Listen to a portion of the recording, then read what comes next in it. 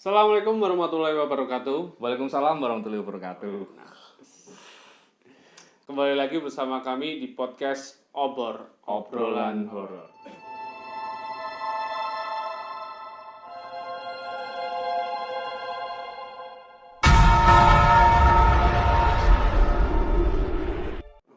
Kali ini suasananya sedikit berbeda, Mas. Berbeda.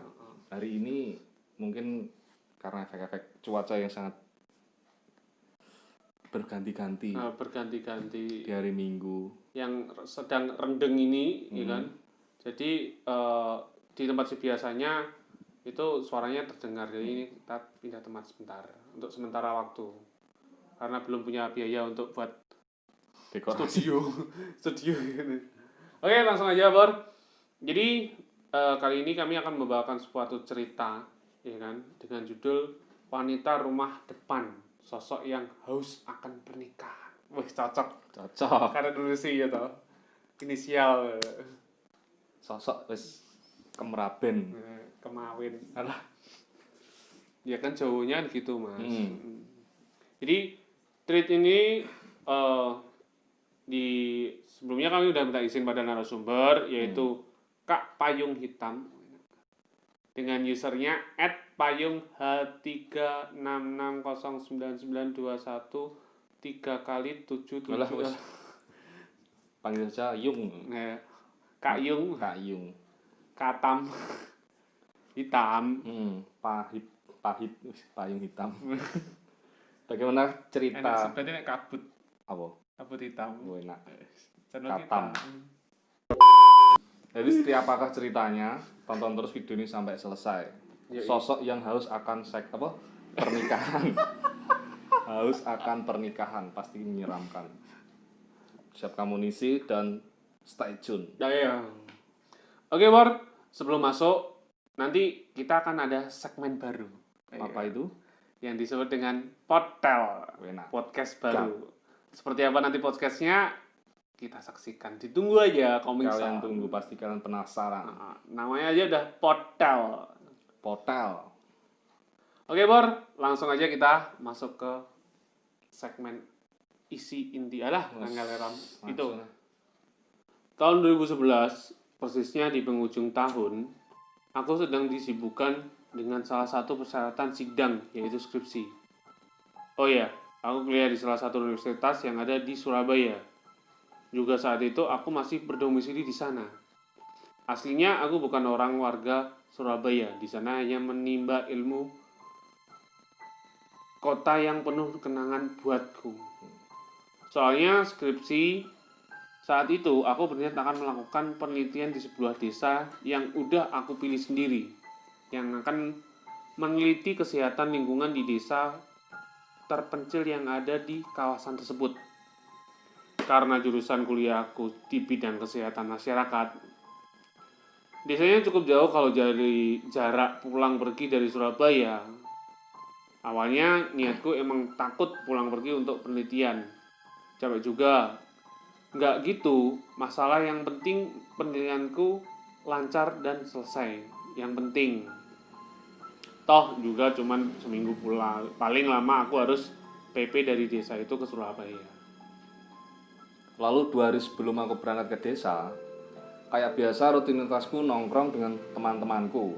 Jadi mereka juga tahu akan aku melakukan penelitian itu ke desa. Di antara beberapa temanku, ada 2 dari mereka yang bernama Agil dan Tony, nama samaran, yang kepikiran nemenin aku penelitian sekaligus menikmati alam di desa itu. Karena alam di desa itu masih sangat asri.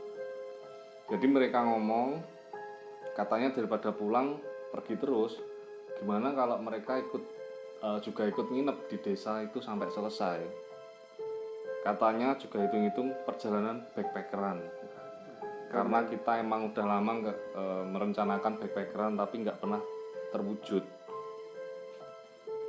Dan mereka juga ngajak, kalau emang jadi mereka nemenin aku penelitian di desa itu, setelah penelitian selesai sebelum balik Surabaya, mereka ngajak camping semalam di bukit yang ada di sekitar desanya.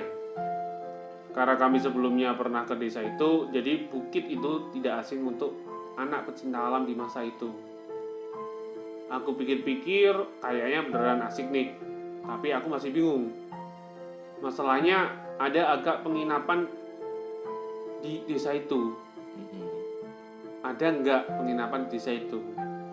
Akhirnya besok seharian sebelum penelitian dimulai, kami ke desa itu untuk mengurus izin penelitian dan sekaligus mastiin tempat penginapannya. Di hari itu kami berangkat ke desanya.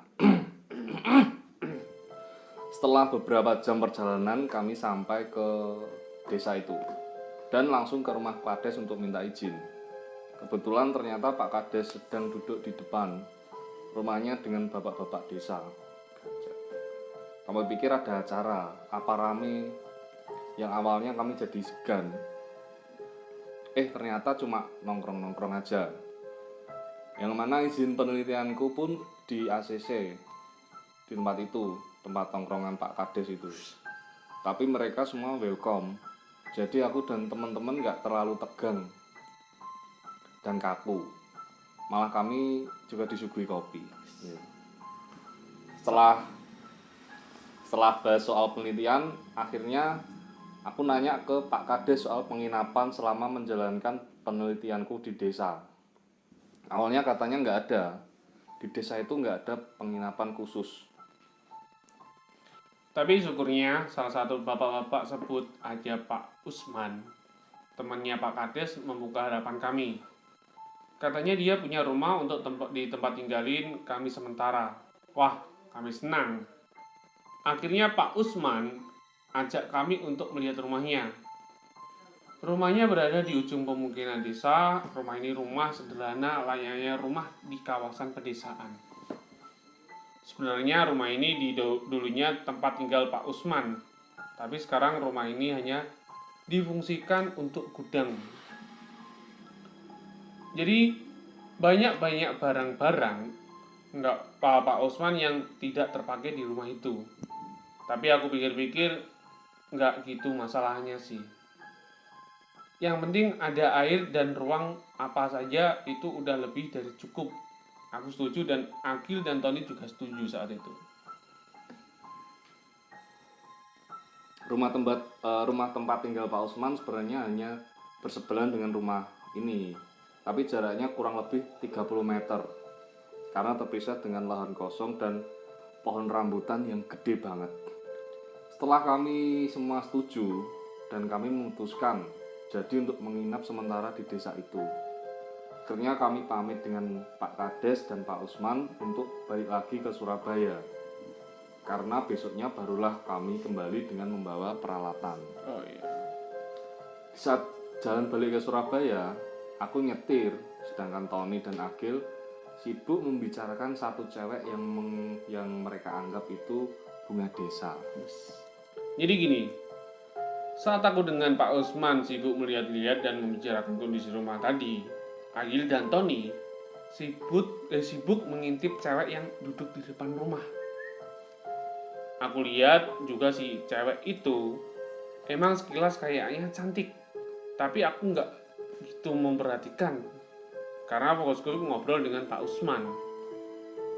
Mereka berdua semua semangat banget, terutama Tony karena katanya wah asik tuh, apalagi di depan rumah ada cewek bening banget. Wow. Itu seolah-olah jadi penyemangat mereka. Wajar sih. Aku mikirnya ikan mana yang nggak seneng kalau disuguhi kucing asin? Ikan mana yang nggak seneng kalau disuguhi kucing asin? Kucing mana gitu. Besoknya dari Surabaya kami siap-siap kembali ke desa itu lagi untuk tinggal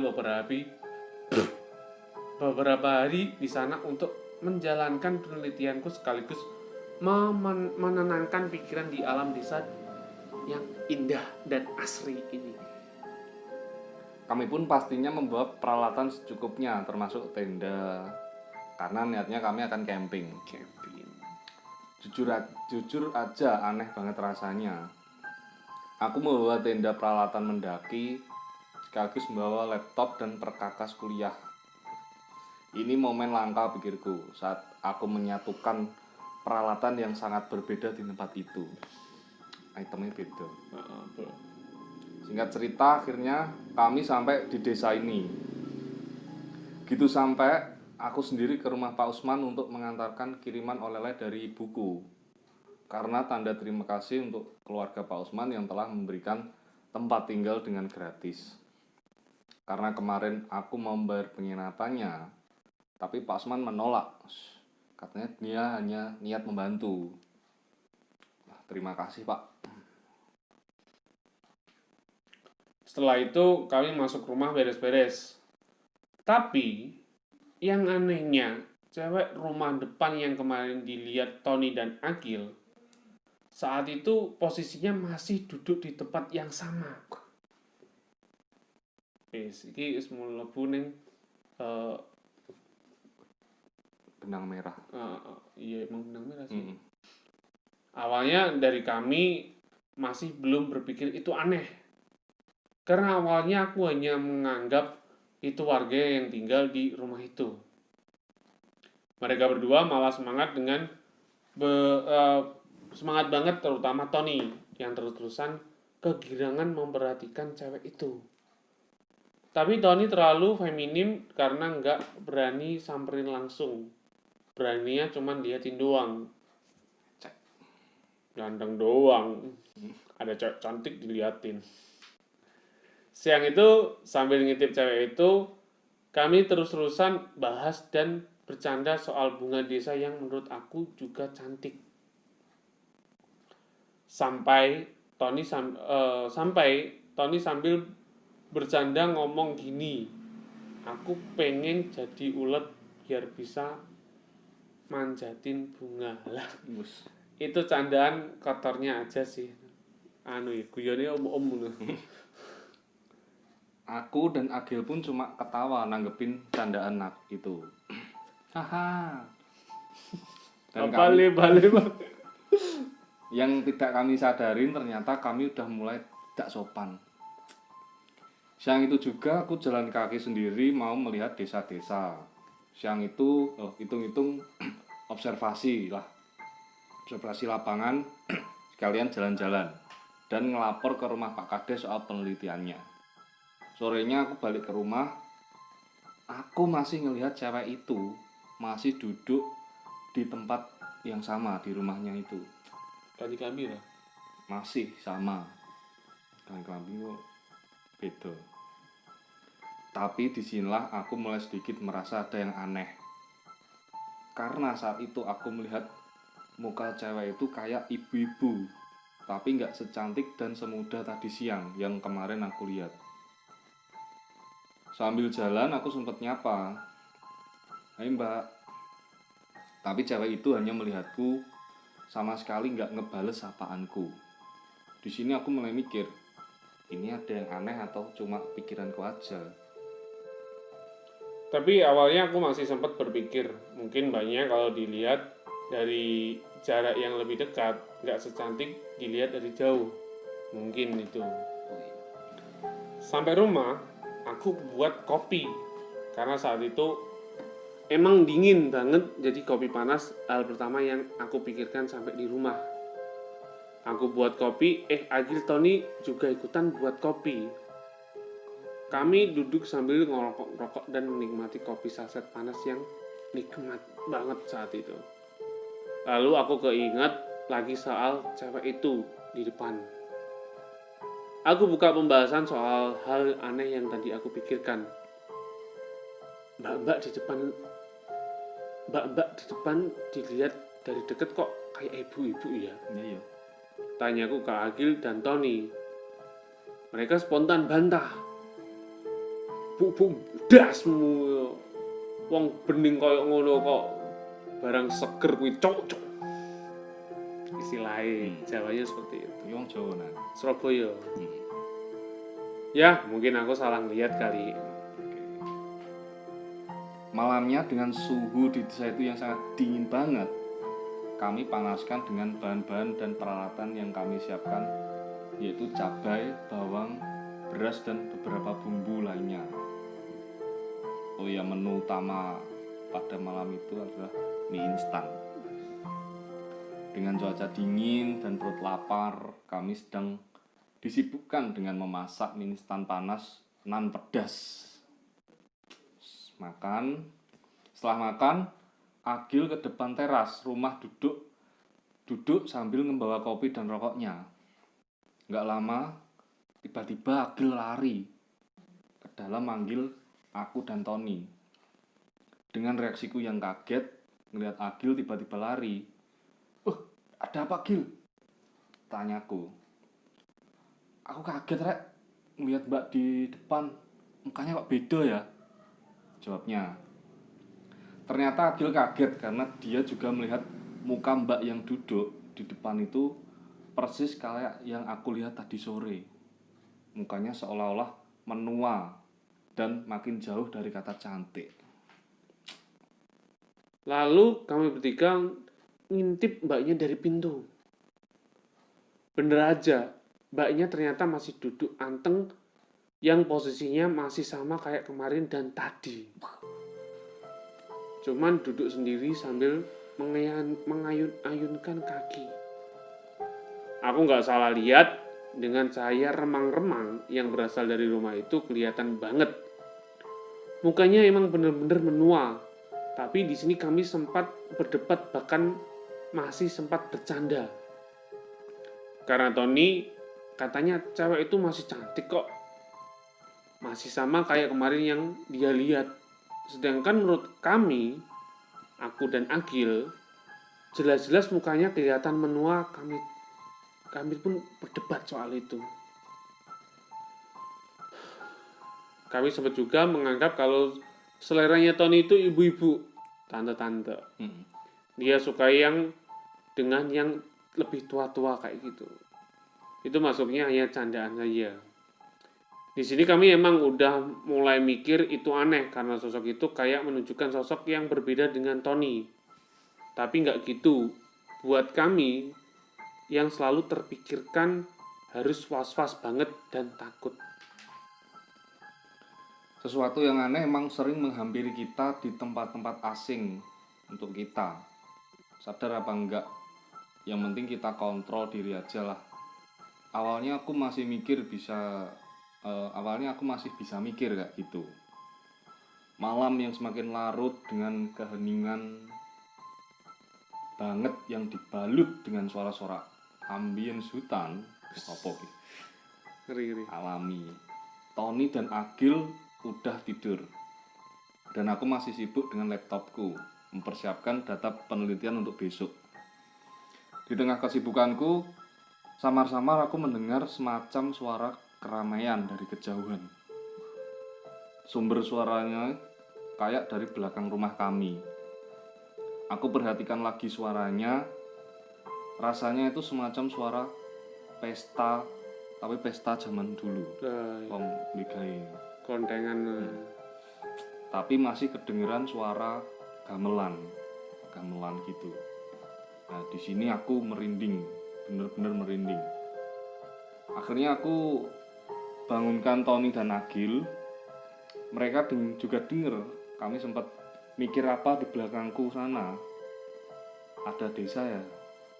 Karena setahu aku itu nggak ada desa atau perumahan warga belakang.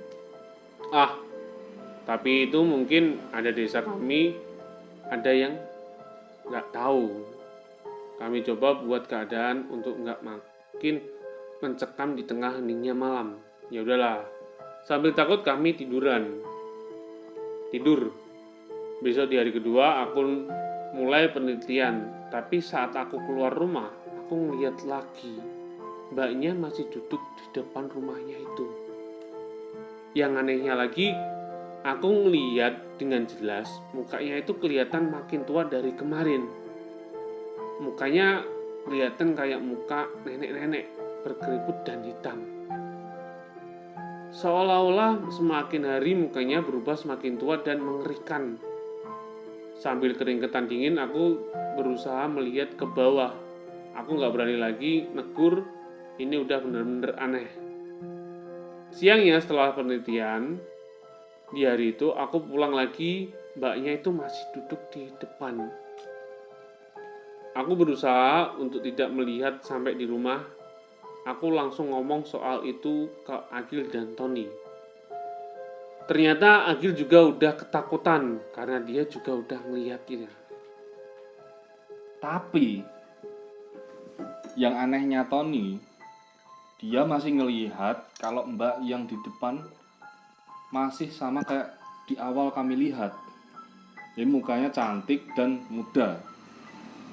Di sini aku makin cemas akan terjadi sesuatu kepada kami. Daripada kenapa-napa, akhirnya aku ke rumah Pak Usman. Niatnya mau bahas soal mbak-mbak yang di depan. Mudah-mudahan Pak Usman ngasih penjelasan yang membuat kami tenang. Tapi saat aku ke rumah Pak Usman, ternyata di rumah cuma ada istrinya. Katanya Pak Usman sedang di luar. Ya udahlah, aku balik lagi ke rumah. Sorenya kami sedang pada diam semua. Pak Usman datang yang langsung nanya soal penelitianku. Aku buat kopi untuk Pak Usman dan kami berdua cerita-cerita. Awalnya emang bahas soal penelitianku dan bahas soal desa itulah. Tapi ya biasalah, awal-awal basa-basi. Akhirnya, aku memberanikan diri untuk membuka pembahasan soal mbak yang duduk di depan. Pak, rumah di depan itu rumah siapa ya, Pak? Tanyaku. Pak Usman pun menjawab, oh, rumah itu kosong. Ya udah, kamu jangan lihat ke sana, cuek aja. Jawabnya Pak Usman yang terlihat sedikit takut dan ragu saat menjawabnya. Pak Usman cuman menjawab itu. Dengan reaksinya, aku jadi segan terus nanya soal itu. Akhirnya setelah itu Pak Usman pulang. Dari jawaban Pak Usman, kayaknya Pak Usman udah tahu kalau kami melihat sosok itu di rumah depan. Padahal sebelumnya aku belum ngasih tahu sama sekali soal mbaknya yang di depan itu. Aku makin yakin mbak itu bukan manusia. Karena Pak Usman juga bilang rumah di depan kosong, tapi yang anehnya, malam di rumah itu kok ada lampu remang-remang. Aku nggak tahu lah siapa yang naruh dan nyalain lampu di rumah kosong. Aku nggak ngerti sama sekali dengan situasinya saat itu. Sore itu aku coba intip lagi mbak yang di depan. Ya, dia benar-benar masih duduk di depan rumahnya dengan muka yang menyeramkan. Malamnya, sikap Tony mulai aneh. Dia terus muji kecantikan mbak yang di depan itu.